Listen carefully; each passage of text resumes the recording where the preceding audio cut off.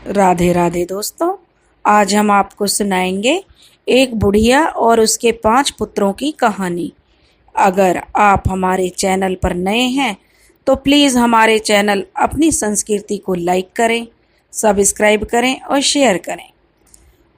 एक गांव में एक बुढ़िया माई अपने 5 बेटों के साथ रहती थी। बुढ़िया माई ज़्यादा पैसे वाली तो नहीं थी, लेकिन जो भी उसके पास था उसमें वह अपने बच्चों के साथ खुश थी। बुढ़िया माई जब छोटी थी तभी से वह भगवान की पूजा भक्ति बहुत करती थी। बुढ़िया बहुत ही धार्मिक प्रवृत्ति की महिला थी। पूजा पाठ करना और अपने बेटों को अच्छे संस्कार देना, यही बुढ़िया ने अपने जीवन का मकसद बना रखा था।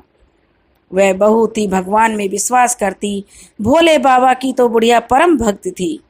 डेली वह मंदिर जाती, भगवान को जल अर्पित करती, उसके बाद ही वह खाना खाती। उसका जीवन का नियम था कि वह अपना पूजा पाठ करे, चिड़ियों को दाना डाले, गैया को रोटी खिलाए। ये वह बहुत ही करती थी कि वह सोचती थी कि चलो जो भी पूजा पाठ दान पुण्य हो जाए वह जीवन के लिए अच्छा होता है। इसलिए बुढ़िया माई के 5 पुत्र भी अब बड़े हो रहे थे और वे जवान हो चुके थे। बुढ़िया माई के 5 बेटे बहुत ही संस्कारी थे, क्योंकि बुढ़िया माई के पति की मृत्यु तो पहले ही हो गई थी। बुढ़िया ने जैसे तैसे करके अपने 5 पुत्रों को बड़ी मेहनत और मजदूरी करके पाला था। 5 बेटे भी अपनी माँ की हर बात को मानते थे। वे भी बहुत ही आज्ञाकारी और सच कहें तो बिल्कुल श्रवण कुमार थे। बुढ़िया माई अपने 5 बेटों को बहुत प्यार करती थी और बच्चे भी अपनी माँ को बहुत प्यार करते, क्योंकि अब बेटे बड़े हो गए थे और वे भी काम धंधा तलाश करने लगे, जिससे कि बुढ़िया माई की जो है मदद हो जाए। बुढ़िया माई अपने 5 बेटों के साथ खूब खुश थी। जो भी उनके पास था उसमें वह बहुत संतुष्ट थी। बुढ़िया के 5 बेटे जो थे, क्योंकि बुढ़िया का यही कहना था, कहती थी कि मैंने अपने बच्चों को संस्कार दिए हैं, यही मेरे जीवन भर की पूंजी है। उसको अपने 5 बेटों को वह अपने 5 रत्न कहती थी। लेकिन बहुत दिन बाद बुढ़िया को एक बात पता चली कि उसके 5 बेटों में एक एक असाधारण गुण था, जिसे बुढ़िया माई अपने 5 पुत्रों को अनमोल रत्न कहती थी, क्योंकि यह भगवान की श्रद्धा और भक्ति का ही फल था। जो बुढ़िया के बेटों में एक एक अनमोल गुण था, क्योंकि हर माता पिता के लिए उसके बच्चे अनमोल ही होते हैं। लेकिन बुढ़िया के बेटों में तो एक एक असाधारण गुण था, वह विशेष गुण था, जिसके कारण बुढ़िया उन्हें अनमोल रत्न कहती थी। क्योंकि बुढ़िया ने बचपन से अपने बेटों का नाम राम, गोपाल, श्याम, मोहन और गोपाल, राम, मोहन, श्याम इस तरीके से अपने बेटों को वह पुकारती थी। लेकिन जब उसे बुढ़िया को पता चलता है कि उसके बेटों में एक एक विशेष गुण है, तो बुढ़िया ने उनके नाम उस विशेष गुण से ही मेल खाते हुए उनके नामों से पुकारने लगी। जब बुढ़िया ने मेल खाते नामों से अपने बेटों को पुकारती और भगवान की भक्ति के गुण गाती और कहती, हे प्रभु, यह मेरी श्रद्धा भक्ति का ही फल है जो मुझे ऐसे गुणवान पुत्रों से नवाजा है। क्योंकि बुढ़िया माई तो भोले बाबा की परम भक्त थी। क्योंकि बुढ़िया का जो बड़ा बेटा था उसे वह गलरतन कहती थी। बुढ़िया ने उसका नाम गलरतन इसलिए रखा था क्योंकि वह बहुत सारा पानी 5 से 10 मिनट तक अपने गले में रख सकता था। बहुत सारे पानी का मतलब कि जैसे कि एक नदी का पूरा पानी वह अपने गले में रखकर उस नदी को कुछ टाइम के लिए सुखा सकता था। और जो बुढ़िया का दूसरा बेटा था वह अपने पैरों को इतना लंबा कर सकता था कि उसको बुढ़िया श्रवण रतन कहती थी। और बुढ़िया का जो तीसरा बेटा था, जिसका पूरा शरीर ब्रज के समान शक्तिशाली था, बुढ़िया उसको व्रजरतन के नाम से पुकारती थी, क्योंकि उसका शरीर इतना शक्तिशाली था कि उस पर किसी चीज़ का कुछ समय के लिए असर, 24 घंटे के लिए कोई असर नहीं होता था। और जो उसका बुढ़िया का चौथा बेटा था उस पर आग का कोई असर नहीं होता था, तो बुढ़िया उसको अग्निरत्न कहकर पुकारती थी। और जो बुढ़िया का सबसे छोटा और पांचवा बेटा था वह अपनी सांसों को पूरा एक दिन तक रोक सकता था, जबकि कोई भी मनुष्य अपनी सांस को कुछ सेकंड तक ही रोक सकता है। क्योंकि अगर कोई भी 2-3 मिनट तक अपनी सांस रोक लेता है तो उसके लिए उसे बहुत अभ्यास करना पड़ता है, क्योंकि सांस रोकने से कभी कभी बिना अभ्यास के व्यक्ति की मृत्यु भी हो जाती है। लेकिन उसके पांचों बेटों में एक एक चमत्कारी गुण था जो किसी भी साधारण इंसान में नहीं मिलता है। बुढ़िया के जो बेटे थे उन्हें ये प्राकृतिक गुण तो मिले ही थे, उन्होंने अपनी माँ से अच्छे संस्कार भी मिले थे। वे सबका, अपने बड़ों का बहुत आदर करते थे और छोटों से प्यार करते थे। पांचों भाई आपस में कभी लड़ाई झगड़ा नहीं किए, बहुत प्यार से रहते थे और अपनी बुढ़िया माई को पूरी इज्जत देते थे। बुढ़िया ने अपने बेटों को बोल दिया था कि तुम अपने इन गुणों के बारे में किसी को मत बताना, मतलब किसी को भी, सिर्फ अपने अंदर और अपने घर पांचों भाई और मेरे अलावा किसी सातवें आदमी को इन गुणों के बारे में पता नहीं चलना चाहिए। बेटे अपनी माँ की बात को पत्थर की लकीर मानते थे, इसलिए वे किसी को नहीं बताते थे कि उनमें क्या गुण है। बुढ़िया हमेशा अपनी पूजा पाठ में लगी रहती, कभी भी बुढ़िया धन की अपेक्षा नहीं करती थी। फिर कहती कि मुझे प्रभु ने जो धन दौलत दी है, जो मेरे इतने गुणवान पुत्र दिए हैं, उसके आगे मुझे धन दौलत की चाहत क्या है। वह हमेशा भगवान से प्रार्थना करती थी कि हे प्रभु, मेरे बेटे हमेशा मिलजुल कर खुश रहें। वैसे उन पांचों भाइयों में आपस में बहुत प्रेम था, हमेशा एक दूसरे का सम्मान करते थे, क्योंकि अब बड़े बेटे जो थे उसके बड़े हो गए थे और अपनी माँ का हाथ बटाने लगे थे। उनका अपना मछलियाँ बेचने का काम था, क्योंकि वे जाति से मछुआरे थे।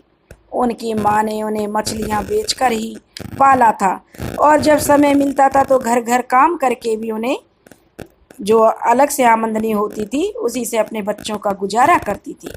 क्योंकि जब उसके बच्चे छोटे थे उसका पति तो तभी ही जो है स्वर्ग सिधार गया था और बुढ़िया ने बड़े कष्टों से अपने बच्चों को पाला था।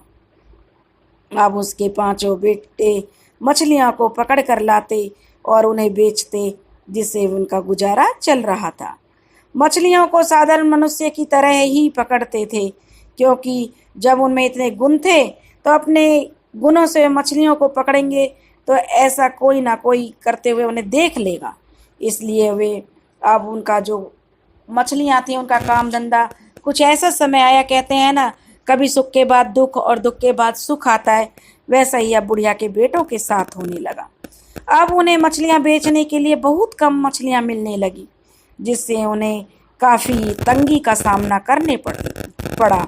लेकिन उनमें जो असाधारण गुण थे, अब वे अपने गुणों को जो है लाकर अपना जो है काम चलाने के लिए सोचने लगे। तब भाइयों ने मिलकर मशवरा किया कि हम रात को 12 बजे मछलियाँ पकड़ने जाएंगे तालाब पर, क्योंकि अगर हम दिन में पकड़ेंगे अपने गुणों के कारण तो कोई ना कोई हमें देख लेगा और पूछेगा, जब हम रात को जाएंगे तो हमें कोई नहीं देखेगा। वे भाई जो थे रात को 12 बजे मछलियाँ पकड़ने तालाब पर जाते। बुढ़िया का जो सबसे बड़ा बेटा था गलरतन, वह अपने गले में पूरा तालाब का पानी भर लेता था, जिससे मछलियाँ नीचे रह जाती थीं। बुढ़िया के चारों बेटे इतनी ही मछलियाँ को उठा लेते थे जितने से उनका गुजारा हो सके। बाकी की मछलियाँ वो ज़्यादा नहीं लेते थे, ना ही उनके अंदर कोई लालच था। बुढ़िया का बड़ा बेटा रोज़ बोलता था कि जितनी मछलियाँ उठानी हैं वे बस 5 मिनट में उठा लो, उससे ज़्यादा पानी वह अपने गले के अंदर नहीं रख सकता। फिर पूरा पानी वह तालाब में छोड़ देता था। तो मेरा गला, अगर मैं ज़्यादा टाइम तक अपना पानी गले में रखूँगा तो मेरा गला फट जाएगा। जब व्यक्ति एक ही बात को बार बार बोले तो गलती कैसे हो सकती है। तो वे चारों भाई 5 मिनट से पहले ही जितनी मछली लेनी होती थी ले लेते थे। फिर पांचों भाई घर जाते और उनमें से कोई एक भाई बाजार जाकर मछलियों को बेच देता। ऐसे ही वे अब हर रोज किया करते थे। बाजार में और जो मछुआरे थे वे उन भाइयों से बहुत जलते थे और आपस में बातें करते थे कि देखो, हमको तो मछली मिलती नहीं है और इनको इतनी सारी मछलियाँ कहाँ से मिल जाती हैं। क्योंकि उनकी मछली भी ताज़ा होती थी तो बाजार में सही दामों में और जल्दी बिक जाती थी।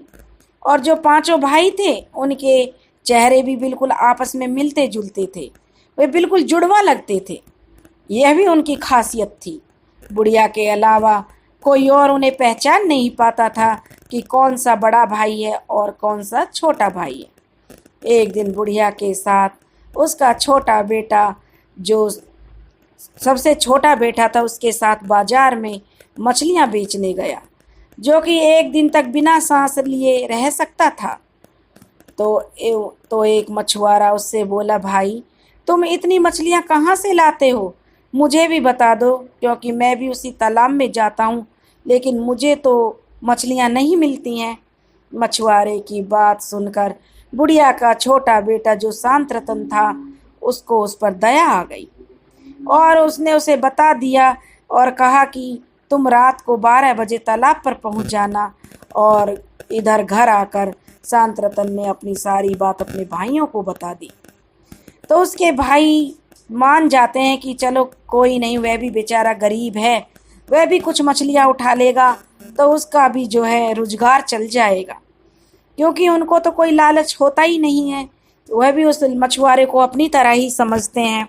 लेकिन जब वे दूसरे लोग उस तालाब पर आ जाते हैं मछलियाँ पकड़ने के लिए, तो गलरतन पहले से ही सब मछुआरों को बता देता है कि मैं 5 मिनट से ज़्यादा अपने गले में तालाब का पानी नहीं रख सकता हूँ।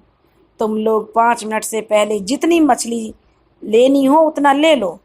मछुआरे अपने स्वार्थ के लिए आए हुए थे, क्योंकि दूसरे मछुआरों को तो जो है लालच आ गया था कि जब उसने देखा कि गलरतन ने तो नदी का पानी अपने गले में डाल लिया और तालाब के अंदर इतनी ज़्यादा मछलियों को देखकर जो मछुआरे थे, क्योंकि उस मछुआरे ने सारे मछुआरों को बता दिया था, तो काफ़ी लोग मछलियों के लिए आ गए थे कि इतना अच्छा सुनहरा मौका कब मिलेगा। तो उन्होंने जब इतनी सारी मछलियों को देखा तो उनको लालच आ गया। गलरतन के चारों भाई तो समय से पहले ही जितनी उन्हें मछलियाँ चाहिए थी आ गए बाहर और सोचते हैं कि मछुआरे भी पीछे पीछे आ जाएंगे। लेकिन जो वे मछुआरे थे वे तो लालच में पड़ गए और मछलियाँ उठाते गए और मछलियाँ उठाते गए। अब एक समय सीमा थी गलरतन जो पानी अपने गले में रख सकता था, लेकिन जैसे ही वह समय पूरा हुआ और उससे बर्दाश्त नहीं हुआ तो उसने वह पानी मुंह से बाहर निकाल दिया। अब जैसे ही वह पानी छोड़ देता है तो वे सारे के सारे मछुआरे पानी में बहने लगते हैं, क्योंकि तालाब तो बहुत गहरा था और डूबकर उसमें मर जाते हैं। 2-4 मछुआरे बच जाते हैं जो मछलियों को बाहर संभाल रहे थे। वे मछुआरे उन 4-5 भाइयों से जो है लड़ने लगते हैं कि तुमने सारे मछुआरों को जानबूझकर मार दिया।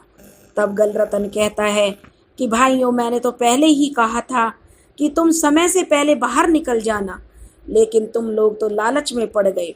इसमें मेरी क्या गलती है? मेरी तो एक समय सीमा है, जितना पानी मैं उस समय तक अपने गले में रोक सकता हूँ। लेकिन जो मछुआरे थे वो कहाँ मानने वाले थे।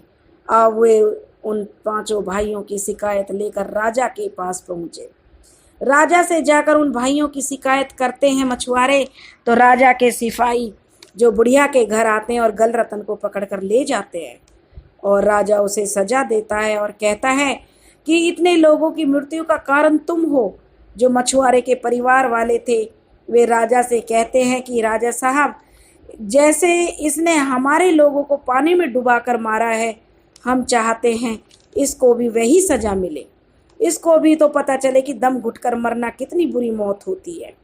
तो राजा को उनकी बात सही लगी और राजा कहता है कि आपके साथ न्याय होगा और मछुआरों को शांत करता है। फिर राजा गलरतन से कहता है, अगर तुम्हारी कोई आखिरी इच्छा है तो हमें बता दो। तो गलरतन कहता है कि महाराज, मेरी तो कल मृत्यु निश्चित ही है इसलिए मैं चाहता हूँ कि आखिरी बार अपनी माँ से मिल लूँ। मेरी माँ मेरे लिए तड़प रही होगी। राजा बोलता है ठीक है। फिर गलरतन अपने घर जाता है और घर आकर अपनी माँ और भाइयों को सारी बात बताता है। तो उसकी माँ कहती है, गलरतन तुम बेटा चिंता क्यों करते हो? तुम्हारी जगह पर स्वर्ण रतन जाएगा, क्योंकि वह अपने पैरों को लंबा करने के लिए उसमें अद्भुत गुण है। जब वह उसे गलरतन समझकर पानी में डुबोएंगे तो वह पानी में नहीं डूबेगा। अब अगले दिन, क्योंकि उन सबकी शक्ल एक जैसी थी, बुढ़िया के अलावा उन्हें कोई नहीं पहचान सकता था। अब अगले दिन स्वर्ण रतन गलरतन के स्थान पर चला जाता है और फिर सब लोग उसे गलरतन समझ बैठते हैं और उसे डुबाने के लिए उसी तालाब में उतारा जाता है। लेकिन यह क्या, तालाब के वह ऊपर ही ऊपर चलता ही जा रहा था, वह डूब ही नहीं रहा था। चेहरा एक जैसा होने के कारण कोई भी उसे पहचान नहीं सका कि यह गलरतन नहीं, उसका भाई है। फिर सब लोग कहते हैं कि जरूर इस पर किसी आत्मा का साया है, यह कोई जादू टोना जानते हैं। सब कहने लगे, महाराज यह ऐसे नहीं मरेगा। तो राजा कहता है कि ठीक है, कल मेरे जल्लाद इसके सर को धड़ से अलग कर देंगे। अब यह सजा सुनकर तो स्वर्ण रतन समझ ही गया कि इस समस्या से निपटने के लिए तो मेरा दूसरा भाई वज्र रतन ही को आना पड़ेगा। फिर वह राजा से कहता है कि महाराज अगर आप मुझे दूसरी सजा तो देंगे ही, और उसके लिए मेरे पास एक रात बाकी है। मैं चाहता हूँ कि मेरी आखिरी समय में मैं अपनी माँ और अपने भाइयों के साथ अब आखिरी रात उनके साथ बिताऊं, क्योंकि कल तो मेरी मृत्यु निश्चित ही है। और राजा मान जाता है कि कहते हैं कि मरने वाले की इच्छा पूरी की जाती है। अब वह स्वर्ण रतन अपने घर आ जाता है और अपनी माँ और भाइयों को वह कल मिलने वाली सजा के बारे में बताता है कि कल उसका सिर धड़ से अलग कर दिया जाएगा। तो बुढ़िया माई कहती है कि ठीक है बेटा, क्यों घबरा रहे हो? घबराने की कोई बात नहीं है। कल तुम्हारे स्थान पर जब जल्लाद अपनी तलवार उठाएंगे तो वज्र रतन जाएगा, और वज्र रतन पर तलवार उठाएंगे तो वह कटेगा नहीं। तो बुढ़िया अपने बेटों को समझा देती है। अगले दिन वज्र रतन का जो है राजा के वहाँ जाता है और राजा अपने जल्लादों को सजा देने के लिए जो कहता है, आज्ञा देता है कि जाओ इसका सर धड़ से अलग कर दो। जैसे ही जल्लाद अपनी तलवार उठाता है तो वह वज्र रतन का धड़ काटने के लिए चलाता है तो उसकी तलवार के 2 टुकड़े हो जाते हैं। सब लोग यह देखकर हैरान रह जाते हैं और बड़ा आश्चर्य होता है उन लोगों को कि यह सब क्या हो रहा है। किसी की समझ में कुछ नहीं आता है। तब राजा कहता है कि यह ऐसे नहीं मरेगा, इसको कल आग में जलाया जाएगा। देखते हैं इसको आग से कौन बचाएगा। और राजा उसे गलरतन समझकर कहता है कि कल तुम्हें जिंदा आग में जला दिया जाएगा। तब वह राजा से कहता है, महाराज जब मैं आज यहाँ आ रहा था तो मेरी माँ बहुत रो रही थी, बहुत तड़प रही थी, कह रही थी कल तो मेरे बेटे की मृत्यु निश्चित है। इसलिए महाराज मैं आज अपनी माँ के पास रह लूँ, क्योंकि आज की रात तो मेरे पास है, कल सुबह तो मुझे मृत्यु आनी ही है। आप जो मुझे अग्नि में जला दोगे, इसलिए मेरी अंतिम इच्छा है कि मैं अपनी माँ और भाइयों के साथ आज की रात बिताऊं। वज्र रतन की बात राजा मान लेता है और उसे उसके घर भेज देता है। वज्र रतन घर आकर अपनी माँ और भाइयों को बताता है कि उसके जो है कल जलाकर उसको सजा दी जाएगी। तो बुढ़िया माँ बहुत दिमाग से काम लेती है और हमेशा जो माता रानी और प्रभु से प्रार्थना करती है, हे शिव शंकर भोलेनाथ, हे मेरे प्रभु मेरे बेटों की रक्षा करो, हे भोलेनाथ आप तो कालों के काल महाकाल हैं। वह भगवान से बारंबार प्रार्थना करती है क्योंकि वह तो प्रभु की सच्ची भक्त थी। बुढ़िया ने कभी अपनी जिंदगी में कभी भी किसी का बुरा करना तो बहुत दूर किसी के बारे में बुरा सोचा भी नहीं था, तो उसके साथ बुरा कैसे हो सकता था? भगवान अपने भक्त के साथ बुरा कैसे कर सकते हैं? उसे तो अपने प्रभु पर पूरा भरोसा था। अगले दिन जो गल रतन बनकर जाता है वह बुढ़िया का चौथा बेटा होता है, अग्नि रतन। क्योंकि अग्नि रतन को आग जला नहीं सकती थी, यह उसमें विशेष गुण था। जब अग्नि रतन को राजा जिंदा आग में जलाने के लिए उसे दंड देता है तो उस पर आग का कोई असर नहीं होता है, और वही आग उसके वह जो गलरतन बनकर जाता है, अग्निरतन, वह आग के अंदर जाकर नाचने लगता है, गाने लगता है।